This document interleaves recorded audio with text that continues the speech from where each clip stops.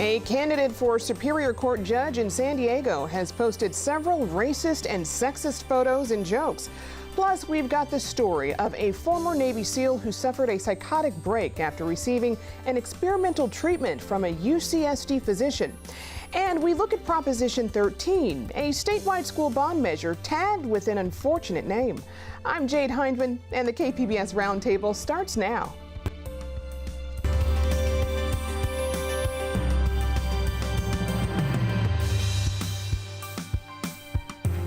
Welcome to our discussion of the week's top stories. I'm Jade Hindman. Joining me at the KPBS Roundtable today are Amita Sharma with KPBS News, Joe Hong also with KPBS News, and Jill Castellano with iNewsSource. Welcome to you guys. Thank you. It's good to be here. Okay, so let's begin today with Sean McMillan. He's a candidate for San Diego Superior Court judge, but now it's his Facebook posts that are being judged for being anti-immigrant, racist, and sexist.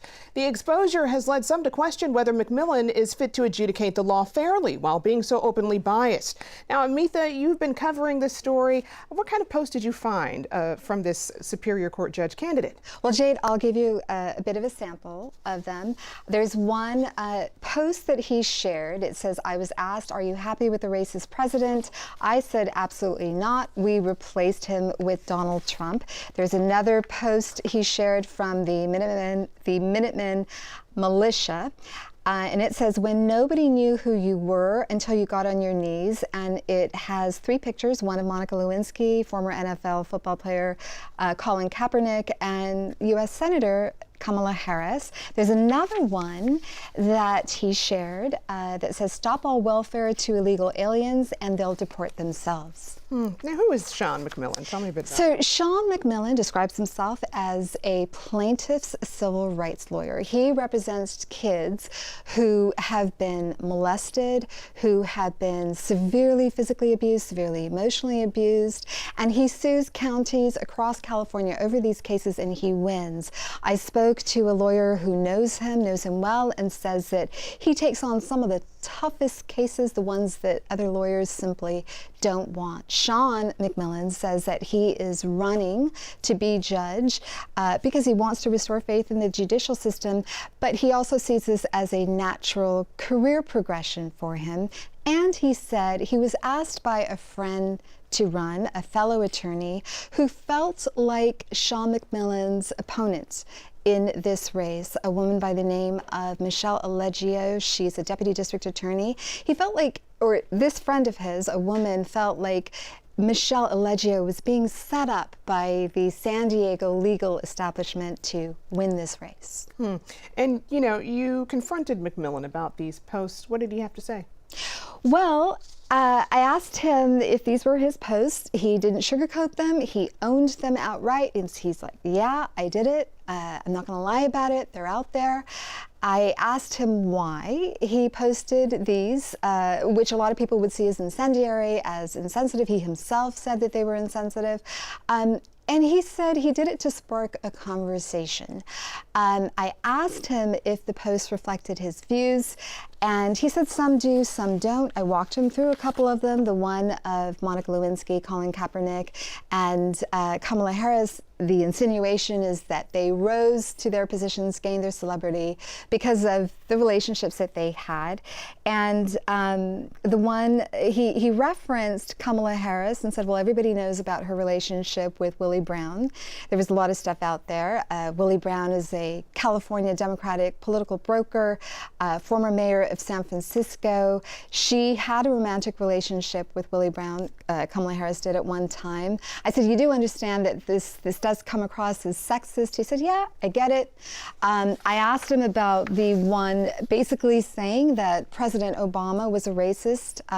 He said, those are my views. I think he was a very divisive figure. I think post his tenure, the country really needs to heal. I then asked him if he thought that President Trump's comments back in 2017 saying there were very fine people on both sides in reference to a white supremacist rally in Virginia and a counter rally. We're healing. He said he was unaware of those comments. I asked him whether he thought that President Trump's comments back in 2018, saying he wanted to ban immigration from mostly African countries, referring to those countries as shithole countries, whether those comments were healing. He said he wasn't aware of those comments, that he is very focused on his work and lives in what he called a very small pond. Very small pond. That's interesting. So tell me why these posts would be such an issue for someone running for Superior Court judge. Well, if you talk to people who study the legal system, they'll say that the best judges, the most ideal judges, are the ones who are respectful, who don't just have a strong legal knowledge base, but they are patient and they are open-minded, and again, above all, respectful.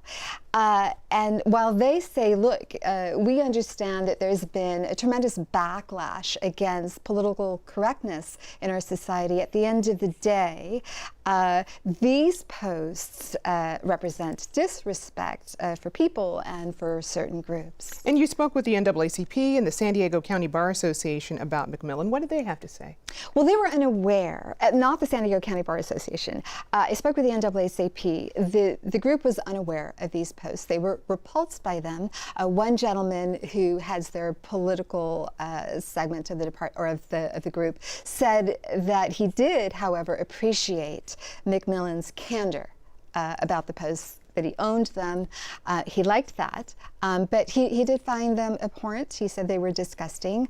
The San Diego County Bar Association actually evaluates judicial candidates in order to help inform the public, who generally they don't pay attention to judicial races. And they concluded that Sean McMillan is lacking qualifications to be judge. And what that means, according to them, is that he doesn't have the ability, doesn't have the experience, doesn't have the temperament, doesn't have the competence, doesn't have the integrity to be judge. I believe the bar found his opponent, Michelle Allegio, as being exceptionally qualified for the position. I asked Sean McMillan about the bar's conclusions, and he said, basically it is what it is. He said it's rubbish. He felt like he's extremely qualified.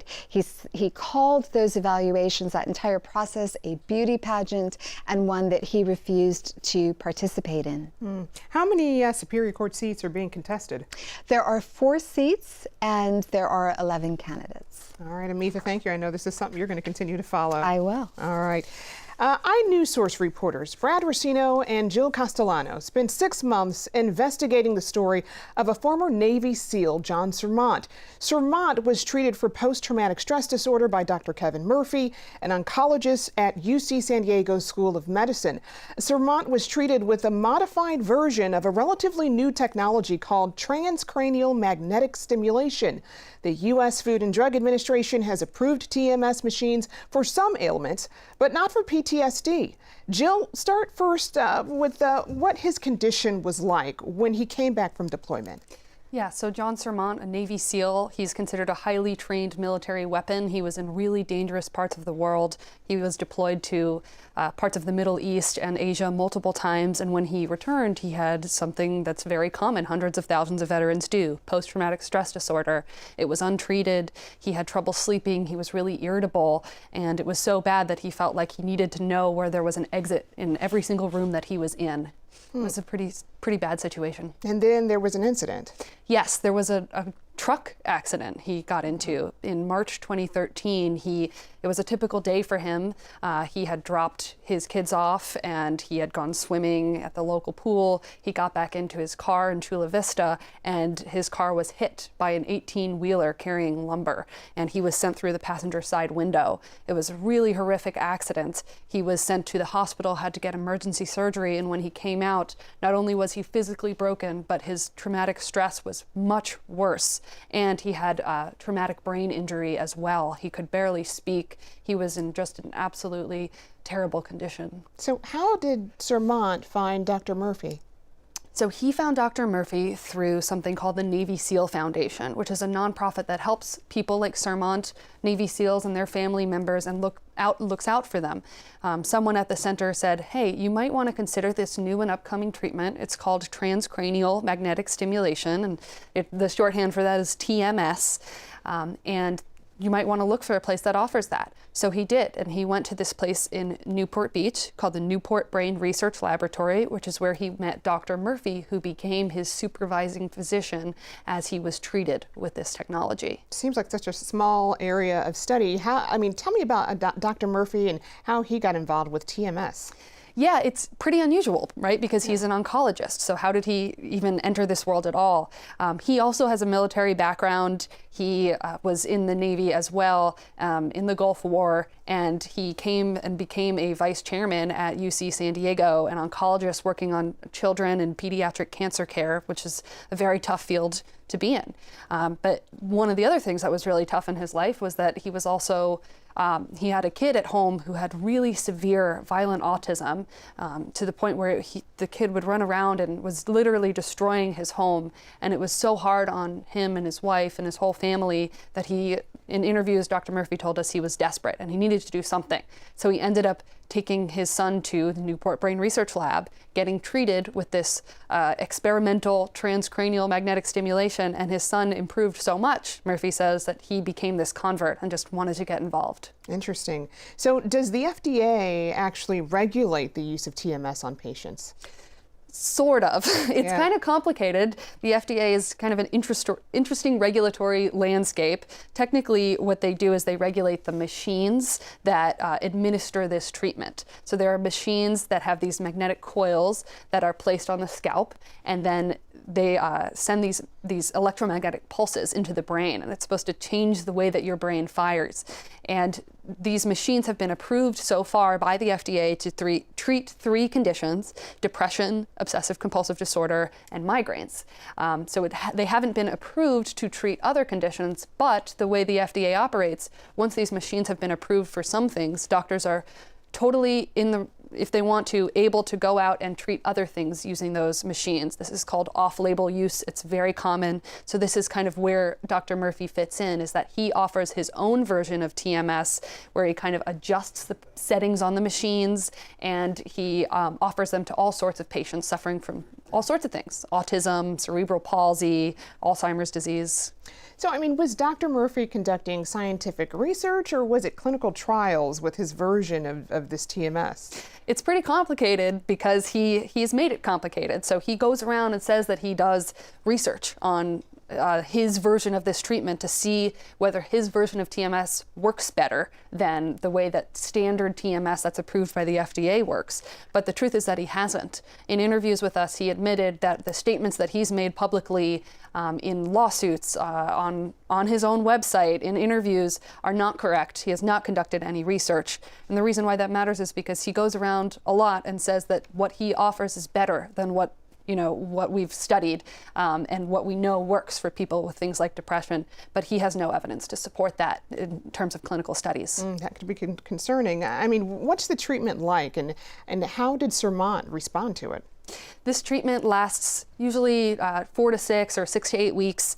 You'll go in once a day, 5 days a week. And like I said, you put this kind of equipment on your head, send these pulses through your brain, and it's supposed to change the way that your brain fires. So that way those learned patterns that might be responsible for something like depression are eventually changed. So that way you don't suffer from those symptoms anymore. When Sermont first started getting treated mid-2015, he said it helped him a lot, that his PTSD essentially went away, which was a real improvement in his life, and that he could speak clearly and think clearly. But he continued to get treated over 2 years. He got treated actually more than 200 times total, which is very uncommon considering these treatments only last weeks. But he did, and over the course of that time, he had ups and downs until eventually around January 2017, he started showing symptoms of mania. Is this unapproved use of this device, is this illegal? No, it's not illegal. Dr. Murphy is allowed to do this if he wants to do it. He still is a physician. He's supposed to act in the best interests of his patients. But this is totally okay. So now I'm curious to know what eventually happened with Sermont. You said he went into mania. I mean, what happened? So he started experiencing symptoms of mania, like having a really elevated mood, singing at inappropriate times. Normally, when things like this happen, we were told by the president of America's Clinical TMS Society, that is a possible risk. Mania can happen when you get this kind of treatment. They usually cut back on treatment or stop it to help the patients. But in this case, Dr. Murphy continued to treat Sermont day after day, week after week, until eventually around the summer of 2017, he had a psychotic episode. He ended up on the streets of Los Angeles. We documented this in a lot of detail in our story, that he was breaking into homes. He thought he was on a secret government mission. There were news reports at the time because there was so much concern that someone who's a trained government weapon is running around the streets somewhere thinking that he, is on a mission, that could be potentially dangerous. He lost contact with friends and family. Eventually, after a few weeks, he was arrested at gunpoint in Los Angeles, put in LA County Jail, and has since then been dealing with a lot of court cases. Why did Dr. Murphy continue the treatment after Sermont started experiencing mania? Yeah. We asked Murphy a few times, and he said something like, "I'm here to treat these patients. These people are sick. I don't stop treating them." And he also said things like, "I can't be responsible for what people like Sermont do outside of my facility." Did he concede that there might be a correlation between the mania and this treatment? Not exactly. He said it's technically possible that his treatment could have caused this psychotic break, but he doesn't think that it did. He thinks that it's more likely for someone to be hit by lightning than it is for his treatment to have caused a psychotic episode. And he really takes offense to the idea that his treatment is unsafe. So it was perfectly legal for him to do this. What are the consequences of what's happened to Sermont? In terms of Dr. Murphy? Well, that's a good question. It's not totally clear. Because he wasn't performing research, there are no obligations necessarily for him to report this to a federal agency.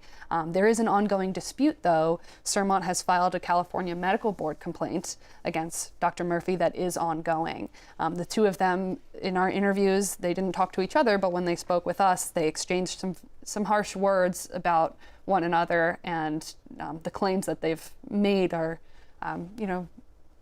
pretty severe. Right. So where are Murphy and Sermont now? Where are we at with this? Well, Sermont finally, we were there in the end of last year when Sermont finally got rid of his last charge from that psychotic episode. It was dismissed. So he's finally recovering and getting his life back. And he still calls Dr. Murphy a hero, someone who helped him and still loves him in a way. As for Dr. Murphy, we did kind of a separate investigation as well with this, where we looked at UC San Diego, his time there, a $10 million donation that he was using to study this treatment, and now an ongoing investigation by the UC President's office in Oakland into whether he misused that $10 million to benefit his personal financial situation and businesses. So he's still got a lot ahead. Wow, Jill, very eye-opening work there.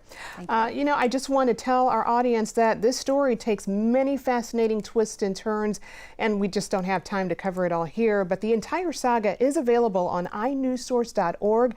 iNewsSource is a partner of KPBS News. Switching gears a little bit here, Proposition 13 on the March primary ballot bears little or no resemblance to the notorious Prop 13 of 1978. That one completely changed the property tax structure in California, but many voters believe that the 2020 Proposition 13 will do away with the 1978 Proposition 13. Confused? Well, KPBS education reporter Joe Hong is here to straighten us all out. Joe, tell us exactly what is Proposition 13? I mean, how much money will it raise, and how much of that will come to San Diego? Yeah, it's a really unfortunate numbering system, but the two Prop 13s really cannot be more different. So Prop 13 on this March's ballot is a $15 billion statewide bond measure that local school districts can apply to receive additional funding to fix facilities. And So it's a $15 billion bond. $9 billion of that will go to preschools to 12th grade, so public schools, and then $6 billion will go to colleges and universities. Okay, and how will it work? Will the taxpayers have to foot the bill on this at all? Yes. So if your local school district does get some of this funding, your property taxes will go up, and property taxes are the way that local school districts will pay for this. But the one thing that makes this bond unique is that it prioritizes the neediest school districts. So school districts with more low-income students, school districts that have the most severe safety and health needs will get priority in getting the state money. So is there any guarantee that the funds raised will actually be used? Yeah, so there's a couple measures in place within sort of the ballot language of Prop 13. The state will conduct regular audits of local school districts that do get state funding just to make sure that they are using the money for what they said they would use for. Is there any understanding of how this proposition that's so different from the prior Proposition 13 ended up with the same number? I mean, it seems pretty confusing. Yeah. So I had the same question. So I talked to someone from the Secretary of State's office, and they said, every 10 years we just restart the numbering. And here we are, yeah. Is it possible for them to just banish a particular number and just never try it out again? Yeah, we have that issue. That might be a smart thing to do, but I'm not sure. All right, well, hey, 13 it is. So let's take a look at school board races for San Diego Unified. School board races, they're usually not the highest profile races, but the Unified Board of Trustees says the stakes are really high in the March primary. 3 seats are up this year on the 5-member board. So tell us first, Joe, why are the stakes so high for this March primary? So San Diego Unified is an interesting district. It's the second largest in the state, and lately in the past year, it's gotten a lot of national recognition. It was the subject of 2 big studies at Stanford and UCLA that sort of applauded the district for making progress in test scores, graduation rates, college readiness rates. But if you look closely at the data, and if you separate by schools, you see some achievement gaps growing between schools like Lincoln High School and schools like Scripps Ranch High. And if you're running for San Diego Unified School Board, you kind of have to deal with both of these things, right? And then secondly, there's a huge fiscal problem in school districts statewide, and that's declining enrollment, growing special ed costs, and teacher pensions that keep going up every year. So, and lastly, this is the first question I ask all the candidates. Why should people care about school board elections? And they all said the same thing. They said because it's a long-term investment, because these students will become the future residents of San Diego. All right. Yeah. So it's really going to be up to the elected board members to really fix these problems, or at least address the concerns. So let's first start with a familiar name, incumbent Richard Barrera. Tell me a bit about him. Yeah, so he's running unopposed, and he's run unopposed since 2008. He has strong union backing. He represents Subdistrict D, which covers Logan Heights and City Heights, that area. And yeah, he just has a lot of name recognition. He's out in the community and has strong support overall.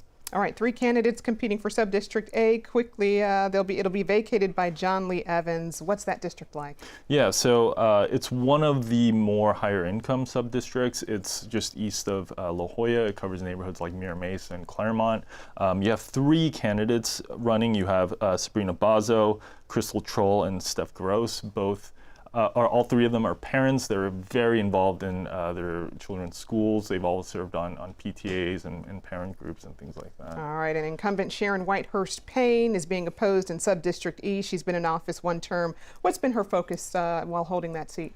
So if you talk to Sharon about what she's most proud of, it's special education. And she's really focused on doing a better job of meeting individual students' needs. So that might mean, certain students might not actually qualify for special education, but, and so you have to make sure they're getting the appropriate services, but at the same time, you have to make sure that those who need special education services are getting them. And earlier in 2019, she actually was the only board member to vote against renewing the superintendent's contract because she was very critical of the lack of progress at Lincoln High School in her subdistrict. All right, let's take a listen to what Whitehurst Payne had to say here. Children come to our schools in District E's community not with the same set of resources that children in, say, District C, the coastal areas. We're going in, we have coaching for individual teachers, for individual students. And quickly, she's being opposed by LaWanna Richmond. What's her deal? So her focus is very much on transparency and focusing on this achievement gap between schools in her subdistrict and the rest of the district. All right, Joe, thank you very much. These races are something we'll continue to watch. We appreciate it. You know, that wraps up another week of stories at the KPBS Roundtable. Thank you to all of our guests, Amitha Sharma of KPBS News, Joe Hong, also of KPBS News, and Jill Castellano of iNewsSource. A reminder, all of the stories we discussed today are available on our website, kpbs.org. I'm Jade Hindman. Thanks for joining us today on the Roundtable.